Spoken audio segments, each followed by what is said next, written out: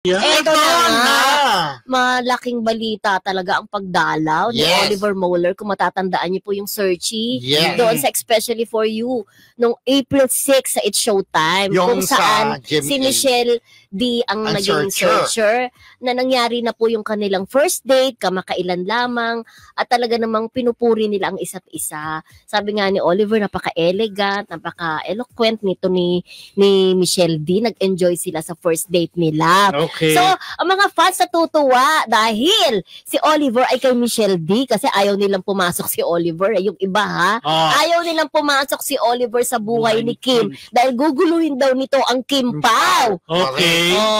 Diba? Pero may mga fan din talaga na asar. May mga fan na nag-ship naman sa Kimber.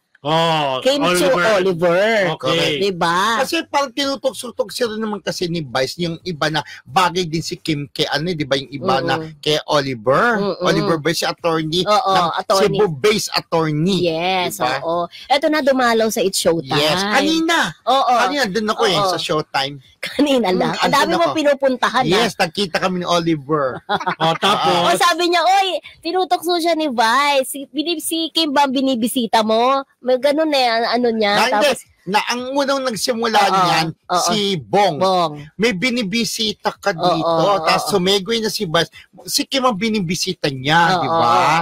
Tapos hindi. Meron lang daw siyang minute na mga friends niya. Correct. Kalbo. Tapos kinumusta yung pagde-date nila ni Michelle D.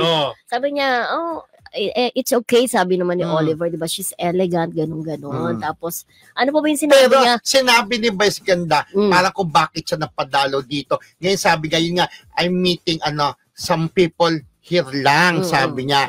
To meet some people here lang. Tapos sabi naman ni Bong Hilario, sabi niya, hindi kaya yung pangalan nun ay pwedeng sabihin mo si Kim.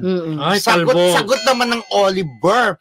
Secret maybe, sabing gano'n. Pagkakasabi? Secret maybe, sabing gano'n. So parang lumalabas na talaga, nandun siya because of Kim. At meron pa yata dalang bulaklak, pero nandun siya sa audience na segment especially po rin nung nakita ni Vice ganda, di ba? Thank you, Pia L! Thank you! Thank you, Stan fans, Pia L. Thank you! Pero ang masasabi ko lang, parang ang may balak tong si Oliver kasi ang ganda-ganda naman talaga ni Kim Chiu. Pero huwag kayong mag-alala, again, ulitin ko, safe na kayo ang Kim Pao. Sigurado